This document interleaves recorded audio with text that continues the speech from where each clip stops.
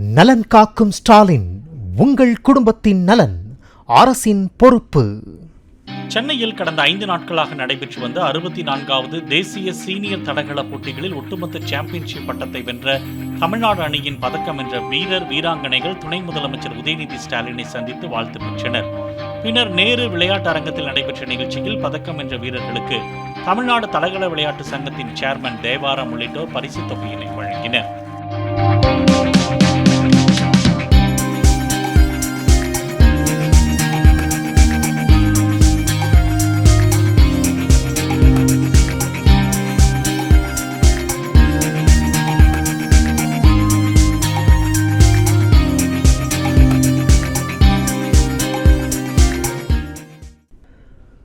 நலன் காக்கும் ஸ்டாலின், உங்கள் குடும்பத்தின் நலன் அரசின் பொறுப்பு.